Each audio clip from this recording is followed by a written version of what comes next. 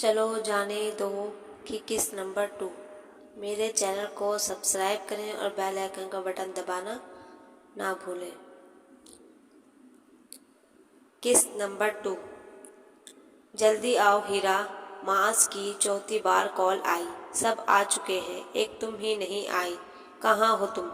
फौजी हमें यहाँ से जल्दी निकलने के लिए कह रहे हैं, वो रास्ता क्लियर करवा रहे हैं। मैं गाड़ी आगे लेकर जा रहा हूँ, तुम जरा तेज तेज चलो। वो तेज कहाँ से चलती, दोबारा फिसल चुकी थी। गाड़ियाँ आगे पीछे फंसी खड़ी थी। लगता था अब हर शख्स को जाने की जल्दी है।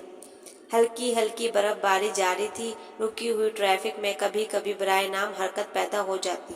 शायद रास्ता आगे से जाम था, फिर इनमें थोड़ी सी ज्यादा हरकत नजर आने लगी और गाड़ियां आगे पीछे तेजी से हरकत करने लगी।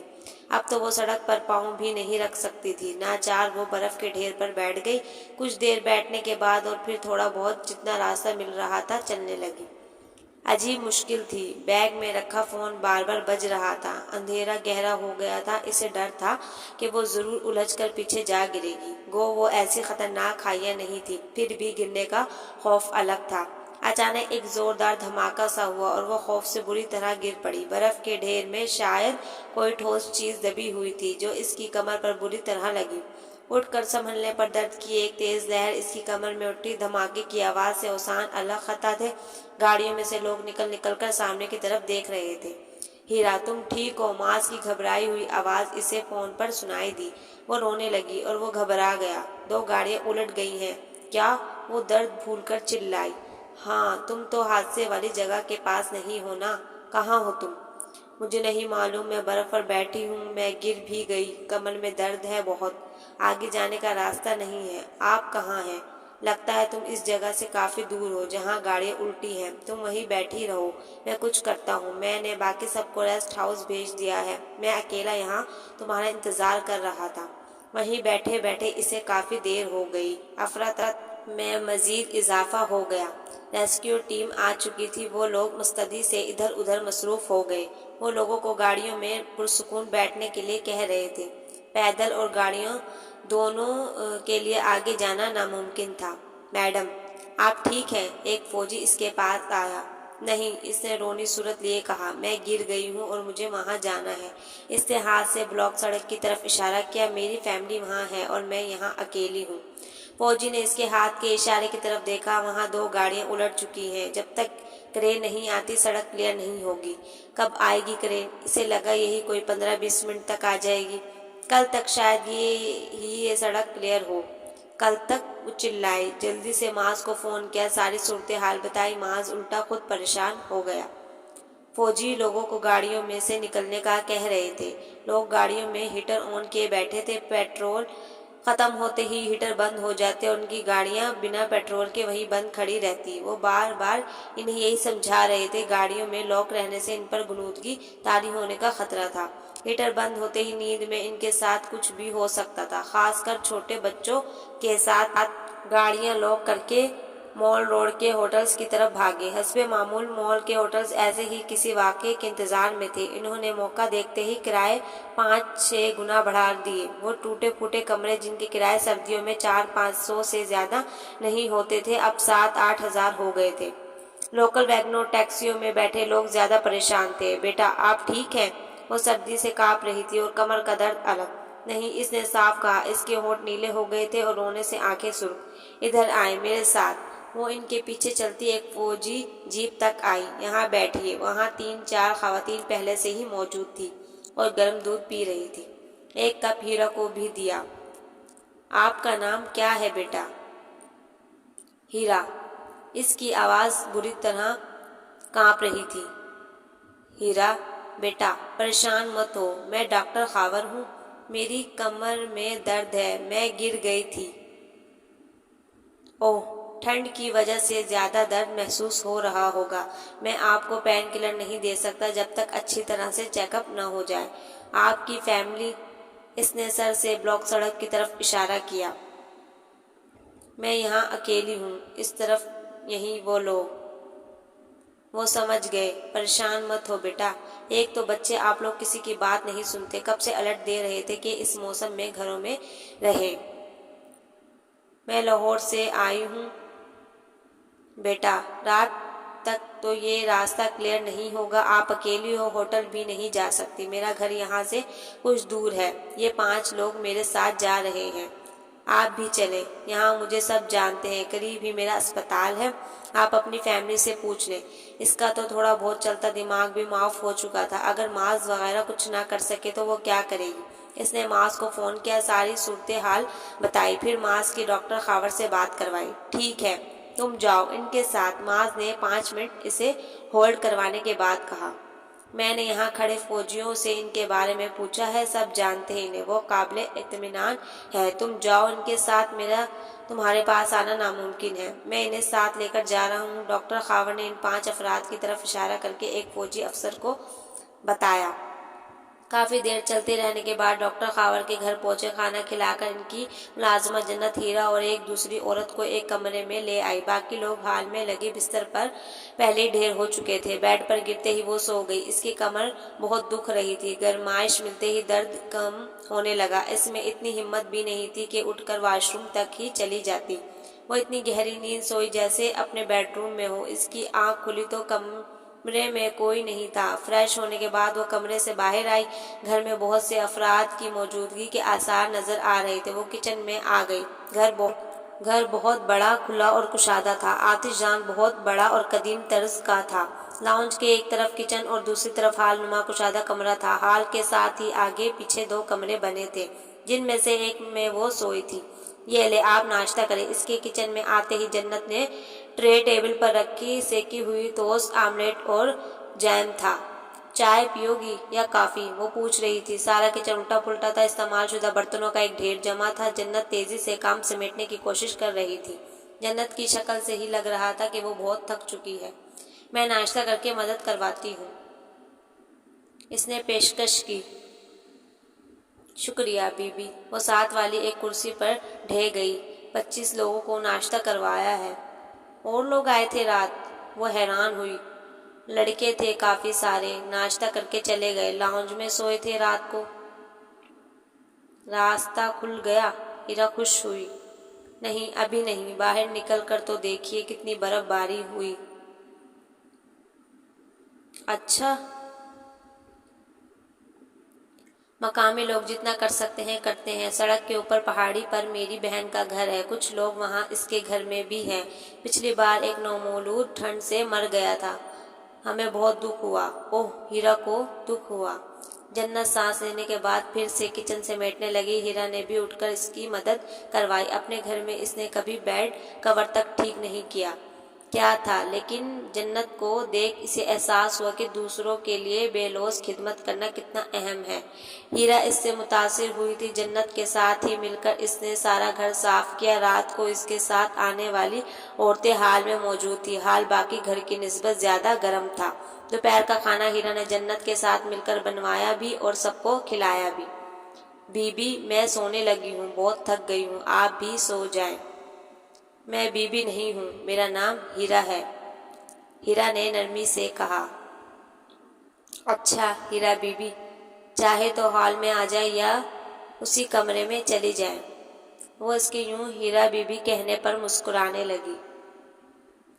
نمل، معاذ وغیرہ سے تفصیلی بات کرنے کے بعد وہ فریش ہو گئی، کمر کا درد بھی ٹھیک تھا، کمرے کا بیرونی دروازہ کھول کر وہ گھر کے پچھلی طرف آ گئی، باہر میں یقینا یہ گھر کے لان کا خوبصورت منظر پیش کرتا ہوگا، برف سے ڈھکا لان بہت بڑا تھا، باہر کا منظر دیکھ کر ہیرا نے ایک لمبی سانس لی، برف پر قدم جما کر چلنے کے باوجود وہ 2 بار پھسل چکی تھی، جتنے دنوں سے وہ یہاں تھی وہ سب سے زیادہ پھسلی تھی، پہلے تو سب اسے اٹھا بھی لیتے تھے، پھر اس کے گرنے پر ہنستے ہوئے آگے بڑھ جاتے تھے، تیسری بار وہ پھسلی تو 10 فٹ تک پھسلتی ہی چلی گئی، وہ اوپر سے نیچے کی طرف جا رہی تھی، خود کو پھسلنے سے روکنے کے لیے اس نے برف کو گرفت میں لینے کی کوشش کی مگر ناکام رہی اور دھڑم سے ایک گڑھے میں جا گری، اتنے تکلیف دہ انداز میں گرنے پر اس کی اچھی خاصی چیخ نکل گئی، اس کا سانس بری طرح سے اکھڑا ہوا تھا، گر کر سنبھلتے ہی اس نے ارد گرد کا جائزہ لیا، برف سے بھرنے کے بعد گڑھا 8 فٹ گہرا تھا، اچھل کر اس نے گڑھے سے باہر دیکھنا چاہا مگر ناکام، کنارے کو پکڑ کر اوپر اٹھنے کی کوشش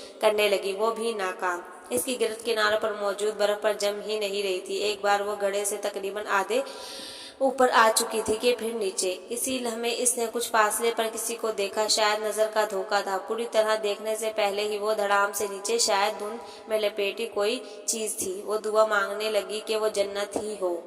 جنت جنت، لیکن جنت نہیں آئی۔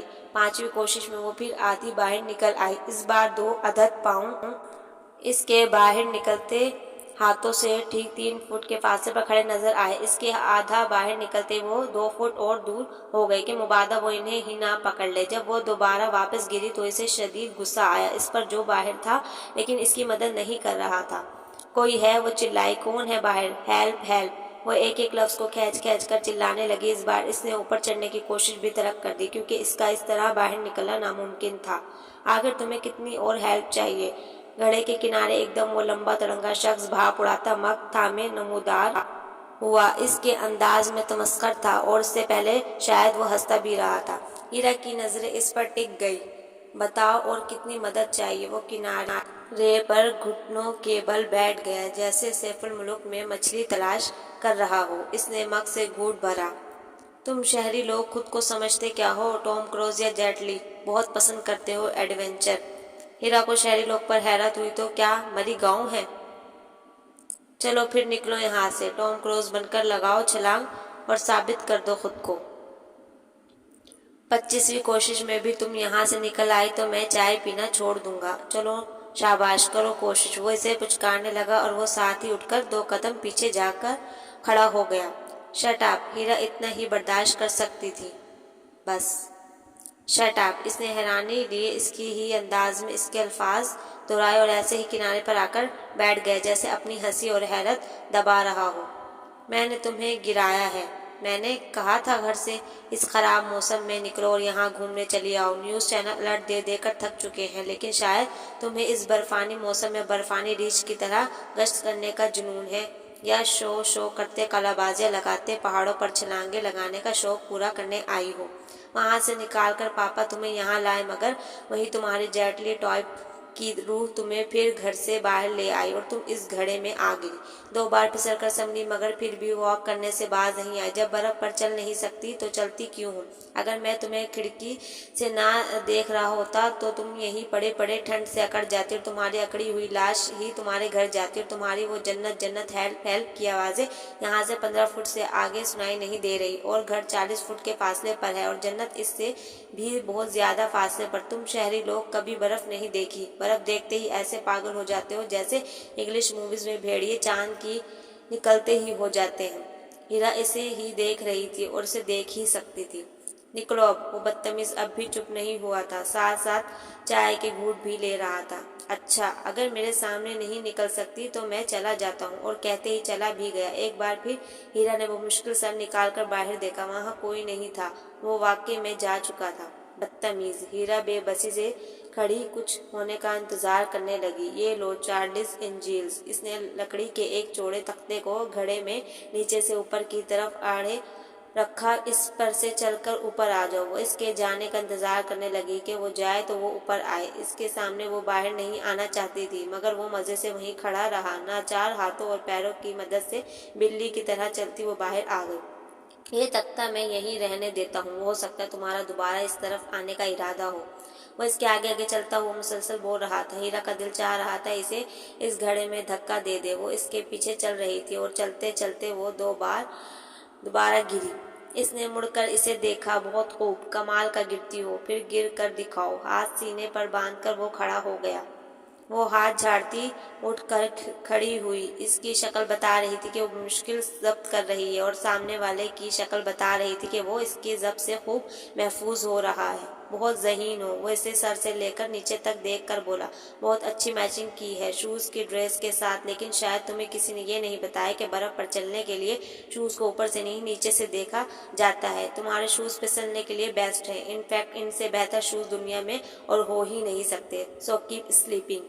کہہ کر وہ آگے چلنے لگا۔ اس بار وہ زیادہ احتیاط سے قدم جما کر چلنے لگی۔ اس وقت وہ اپنے سب سے بہترین سوٹ میں ملبوس تھی۔ سیاہ ڈبل ہائی نیک، گہرے نیلے ٹاپ نما ٹی شرٹ اور ہم رنگ گھٹنوں تک لانگ کوٹ، سیاہ اسکارف گرہ کی صورت گردن کے گرد لپٹا ہوا تھا اور جن لانگ شوز پر اس نے اتنی تنقید کی تھی وہ لانگ شوز ایمرجنسی میں رات ایک بڑے اسٹور سے لائی تھی۔ برفانی علاقے وزٹ کرنے کے لیے اس کے من پسند ڈریسنگ تھی۔ اس کی قسمت خراب کہ چلتے چلتے وہ ایک بار پھر پھسل گئی۔ اس نے ایک زوردار کہکا لگایا اور دیر تک ہنستا رہا جیسے سالوں بعد موقع ملا ہو۔ بہت خوب، بہت خوب۔ غصے اور کفت سے وہ وہیں بیٹھی رہی۔ اس نے اس کے سامنے اٹھ کر چلنے کی کوشش ہی ترک کر دی اور اس کے وہاں سے چلے جانے کا انتظار کرنے لگی۔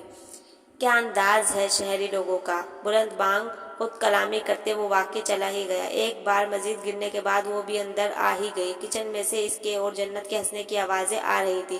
خفت اور شرمندگی سے اس کا برا حال تھا۔ اتنے لمبے تڑنگے انسان کے سامنے اس کی اتنی ہی بے عزتی ہو گئی تھی۔ کچھ ہی دیر میں جنت اس کے لیے چائے سے بھرا مگ اور 2 ابلے انڈے لے آئی۔ جنت کی آنکھیں ابھی بھی مسکرا رہی تھی۔ ہیرا بی بی، اپنا موڈ خراب مت کیجیے، مہران بھائی ایسے ہی ہیں، میں بھی گر جاتی تو ایسے ہی کرتے۔ رات بھر ڈاکٹر صاحب کے ساتھ کام بھی کرواتے رہے ہیں اور باتیں بھی سناتے رہے ہیں سب کو۔ لڑکوں کا جو گروپ رات یہاں رہا، ان کے ساتھ تو انہوں نے حد ہی کر دی۔ کہہ رہے تھے کہ اس خراب موسم میں اگر وہ گھر سے نہ نکلتے تو اتنی شاندار حادثے کا شکار کیسے ہوتے۔ جنت کافی دیر تک بولتی رہی لیکن اس نے نہیں سنا۔ اسے شدید غصہ تھا۔ بدتمیز جاہل!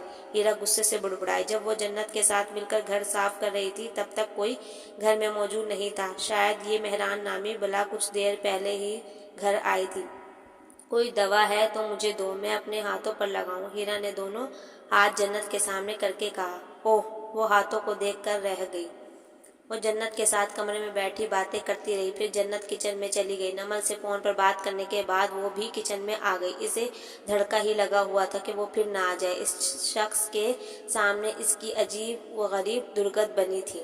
جتنا ہو سکا وہ جنت کے ساتھ کام کرواتی رہی۔ رات جو خواتین آئی تھی انہیں جنت کھانا اور دوا دے چکی تھی۔ ان میں سے ایک کو نمونیا ہو چکا تھا، ایک ویسے ہی بہت بیمار ہو گئی تھی، بار بار کہہ کر رہی تھی۔ وہ مشکل 7 بجے تک کام کروا کر وہ واپس کمرے میں آ گئی۔ 1-2 میگزین رکھے تھے، اٹھا کر پڑھنے لگی۔ پڑھنا کیا تھا، عجیب سے میگزین تھے، نہ فیشن سے متعلق نہ شوبز سے۔ بیڈ کے سائڈ پر پین رکھا تھا، اٹھا کر وہ اپنا پسندیدہ کام کرنے لگی۔ وہ اپنے ہاتھ لکھنے والے اخبار، میگزین، تصویر، کتاب پر ناک، کان، مونچھیں، داڑھی، ٹوپی، گول گول دائروں والی بڑی اینک بنا دیا کرتی تھی۔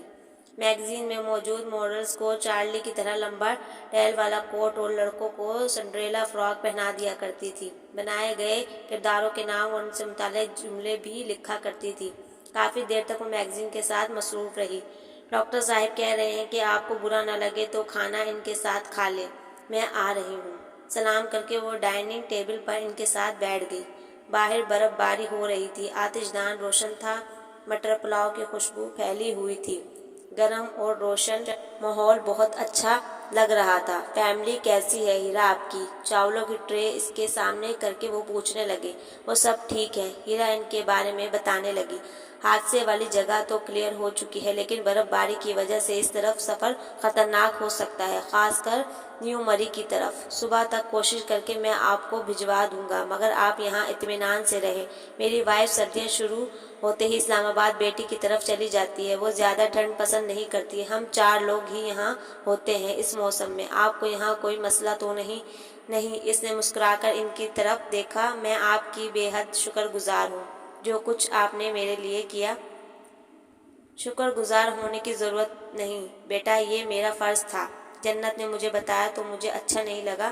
مہران بس ایسا ہی ہے، اسے ایسا نہیں کرنا چاہیے تھا۔ آپ ہماری مہمان ہو۔ It's okay. ڈاکٹر صاحب شرمندہ سے اسے اچھے نہیں لگی۔ مذاق کرتا ہے بس، وہ سنجیدہ نہیں ہوتا۔ وہ اس کا دفاع کر رہے تھے اور وہ سوچ رہی تھی کہ صبح تو اس نے یہاں سے چلے ہی جانا ہے، پھر کیوں نہ وہ مسٹر مہران صاحب کا حساب برابر کرتی جائے۔ آپ اتنے شفیق ہیں، ان کا رویہ برتاؤ۔ وہ جان بوجھ کر خاموش ہو گئی۔ ادھوری بات زیادہ پر اثر ہوتی ہے۔ کھانا کھاتے یکدم ان کے ہاتھ رک گئے۔ اتنی بدتمیزی سے وہ میرا مذاق اڑاتے رہے، بلند بانگ کہہ کے لگاتے رہے۔ گھر آئے بے بس مہمان کے ساتھ کوئی ایسا کرتا ہے۔ وہ بھول گئی تھی کہ وہ گھر آیا مہمان نہیں، گھر لائی گئی پناہ گزین ہے۔ ٹھیک کہا ہیرا، یہی بات میں اسے سمجھاتا ہوں۔ اس گھڑے سے اوپر آنے کے لیے مجھے دستانے اتارنے پڑے اور ٹھنڈی برف نے میرے ہاتھ سن کر دیے اور خون رسنے لگا۔ اوہ! ڈاکٹر صاحب نے کھانا چھوڑ کر اس کے ہاتھوں کی طرف دیکھا۔ مجھے دکھاؤ۔ اس نے ہاتھ سامنے کیے۔ جنت سے دوا لے کر میں نے لگا لی تھی مگر درد، پھر بات ادھوری۔ باقی الفاظ اس کے منہ میں رہ گئے۔ جہاں وہ بیٹھی تھی وہاں سے دائیں طرف سیدھی رو میں کچن تھا اور کچن ٹیبل پر کھانا سامنے رکھے وہ اسے نظر آ گیا۔ وہ یکسوئی سے ہیرا کی طرف دیکھ رہا تھا۔ ہیرا گھبرا گئی۔ میں شرمندہ ہوں بیٹا۔ نہیں نہیں، میں تو بس ایسے ہی، اٹس اوکے۔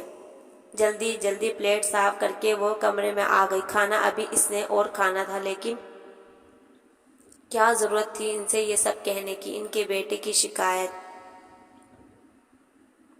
کچھ ہی دیر بعد جنت ٹرے لیے آ گئی۔ ہیرا بی بی، کھانا کھا لے، آپ نے ٹھیک طرح سے نہیں کھایا کھانا۔ نہیں، میں کھا چکی ہوں، اس نے مروتاً کہا، ورنہ مٹر پلاؤ تو اس نے ابھی شروع ہی کیا تھا۔ میں رک جاتی ہوں، جب دل چاہے کھا لیجیے گا۔ وہ رکی۔ مہران بھائی کہہ رہے تھے بھوکے پیٹ سونے سے رات کو برے برے خواب آتے ہیں۔ ہیرا بری طرح چونکی۔ کھانا مہران نے بھجوایا تھا؟ غصہ ایک طرف، کھانا اس نے پیٹ بھر کر کھایا۔ معاذ کو فون کیا، باری باری سب سے بات کی۔ ہیرا، معاذ بھائی کی الجھن بھری آواز سنائی دی، تمہیں یاد ہے مدھیا کے چچا نے جو 1 گھنٹے کا لیکچر دیا تھا اس ریسٹ ہاؤس کے بارے میں؟ نہیں، مجھے نہیں یاد۔ اور کیوں یاد رکھتی؟ اور ہم سب نے بھی یہی کہا، کیوں یاد رکھتے؟ وہ سب ناممکنات، ہدایات، ضروریات، امکانات، احتیاطات، ممکنات اور فضولیات بھول گئے؟ کل رات جبار اپنے گھر جانے کا کہہ کر گیا تھا اور ابھی تک نہیں آیا۔ ہم سب گھر کے اندر دبکے پڑے رہے۔ برف ہٹانے کے لیے ہمیں تو پورے گھر میں کوئی چیز نہیں ملی۔ معلوم نہیں جبار کب آئے گا۔ تو ہیرا گھبرا گئی، ہم تو خود یہاں قید ہیں۔ اوہ، برف باری تو ابھی بھی ہو رہی ہے، وقفے وقفے سے۔ رات تک تو مزید ڈھیر بن جائے گا۔ آپ نے جانے ہی کیوں دیا جبار کو؟ کہہ رہا تھا گیا اور آیا۔ مجھے کیا معلوم تھا کہ گیا اور آیا کے درمیان وہ اتنا لمبا وقفہ دے گا۔ اس کے آتے ہی میں کچھ بھی کر کے تمہیں لینے آ جاؤں گا۔ تم ڈاکٹر صاحب سے میری بات کرواؤ۔ وہ تو شاید جا چکے ہیں اسپتال واپس۔ میں صبح ان سے بات کروا دوں گی۔ اچھا تو نہیں لگتا نا اس طرح کسی کے گھر رہنا؟ اچھا تو نہیں لگتا، لیکن وہ چپ ہو گیا۔ یقین کرو اس سب میں میرا ذاتی کوئی قصور نہیں۔ پھر سوچو، جو ہوتا ہے اچھے کے لیے ہی ہوتا ہے۔ ہیرا کو ہنسی آ گئی۔ اس نے مہران سے متعلق کوئی بات نہیں بتائی۔ ٹرے کچن میں لا کر وہ برتن دھونے لگی۔ جنت سو چکی تھی۔ گھر میں سناٹا تھا، جیسے یہاں کوئی نہیں رہتا۔ اس کا دل چاہا کہ وہ برف باری میں باہر نکلے اور کسی خان کے ہوٹل سے قہوہ پیے۔ معاذ کے ساتھ وہ نکل بھی جاتی، مگر یہاں سے کیسے جاتی؟ لاؤنج میں بنی قد عدم کھڑکیوں سے وہ باہر دیر تک دیکھتی رہی۔ گھر کے اندر اور باہر دونوں طرف کا منظر انتہائی دل فریب تھا۔ وہ کچن کی طرف آنے کے لیے کمرے سے باہر نکلی۔ کمرے سے آگے راہداری کی طرف وہ جیسے ہی مڑی، چھناکے سے فرش پر کچھ گرا۔ یہ وہی مگ تھا جو آج دن میں مہران کے ہاتھ میں تھا۔ فرش پر چائے ٹوٹے مگ سمیت پھیل گئی۔ یہ کیا کیا تم نے؟ وہ غصے سے چلایا۔ ہیرا مگ کے گرنے اور اس کے چلانے پر سہم گئی۔ سوری، وہ بمشکل اتنا ہی کہہ سکی، جبکہ ان سب میں اس کی قطعی کوئی غلطی نہیں تھی۔ سوری؟ اس نے اس کے لفظ جیسے چبائے۔ جینس جیکٹ اور گردن کے گردن مفلر لپیٹے، سر پر پٹھانوں والی مخصوص ٹوپی لیے وہ اسے اور ٹوٹے مگ کو دیکھ رہا تھا۔ میں ابھی بنا دیتی ہوں۔ میں شرمندہ ہوں، انجانے میں۔ کیسے بناؤ گی؟ وہی چبانے والا انداز۔ میں بنا لیتی ہوں چائے۔ وہ سمجھی، شاید وہ سمجھتا ہے کہ اسے چائے بنانی نہیں آتی۔ مجھے آتی ہے چائے بنانی۔ بناؤ گی کس سے؟ وہی انداز۔ پانی، دودھ اور دودھ نہیں ہے اب۔ وہ پریشان ہو گئی۔ اتنی ٹھنڈ میں گھر سے اتنی دور گیا۔ ہوٹل والے کے پاس سارا دودھ ختم ہو چکا تھا۔ صرف یہ آدھا مگ دودھ ہی مجھے مل سکا۔ میرے سر میں درد ہو رہا تھا، انفیکٹ درد سے پھٹا جا رہا تھا۔ رات کے اس پہر میں اٹھا اور سوچا چائے ہی پی لوں، شاید فرق پڑ جائے درد میں۔ وہ باقاعدہ اداکاری کر رہا تھا، لیکن میں ایسا کیسے کر سکتا تھا؟ میں نے ایسا سوچا بھی کیسے، جبکہ تم یہاں موجود ہو؟ عام حالات ہوتے تو ہیرا تالیاں بجاتی اور کہتی بہت اچھا ہوا، مگر اب ایم سوری۔ مجھے سوری نہیں، چائے چاہیے۔ آپ کافی پی لیں۔ میں کافی نہیں پیتا۔ خشک دودھ ہے تو میں اس کی ڈرائی ملک، پیک ملک، فریش ملک، سب ملک ختم ہو گئے ہیں آج۔ وہ اسی پہاڑ کھانے والے انداز میں بولا۔ وہ اس کی طرف بے بسی سے دیکھنے لگی۔ اس کی قسمت خراب جو وہ اس وقت کمرے سے باہر آئی۔ تمہیں اپنے کمرے میں چین نہیں تھا؟ وہ ہیرا سے ایسے مخاطب ہوتا تھا جیسے دونوں کی بچپن سے خونی دشمنی چلی آ رہی ہو۔ وہ ہیرا سے 5-6 سال بڑا ہوگا۔ معاذ جیسا لمبا اور ورزشی جسم، چند دنوں کی بڑھی ہوئی داڑھی اور نکھری ہوئی سانولی رنگت، وہ خوبصورت نہیں، بے حد پرکشش، سوبر اور ڈیسنٹ لگتا تھا۔ وہ ان لوگوں میں سے تھا جن کی باروب شخصیت کی وجہ سے ان کے سامنے بولا ہی نہیں جاتا۔ میں نے سوری کیا تو ہے، نہ چاہتے ہوئے بھی اس کی آواز رند گئی۔ کیا کروں میں اس سوری کا؟ اپنے سر پر مار لیں، اس نے پہاڑ کھانے والی انداز میں کہا۔ برداشت کی حد تک ختم ہو گئی۔ اخلاق ایک طرف، ضبط دوسری طرف، اور انہوں نے میری مدد کی ہے تیسری طرف رکھ کر وہ بولی۔ اپنی خوشی سے یہاں نہیں آئی، بدقسمتی سے آئی ہوں۔ مجھے نہیں معلوم اس علاقے اور یہاں کے رہنے والوں کے بارے میں۔ مجھے یہ بھی معلوم نہیں کیسے شوز پہن کر برف پر چلا جاتا ہے، اور مجھے یہ بھی معلوم نہیں تھا کہ یہاں میں آپ کی چائے سے ٹکرا جاؤں گی، سارا دودھ بھی ختم ہو جائے گا۔ معلوم ہوتا تو چائے سے ٹکرانے کے بجائے میں اس گڑھے میں گرنا پسند کرتی اور اپنی اکڑی ہوئی لاش کی صورت گھر جانا پسند کرتی۔ وہ سانس لینے کے لیے رکی۔ وہ زمین سے مگ کے ٹکڑے اٹھا کر سیدھا اپنے کمرے کی طرف بڑھ گیا۔ جاہل، گنوار، پاگل، زیر لب 2-3 گالیاں دے کر وہ کمرے میں آ گئی۔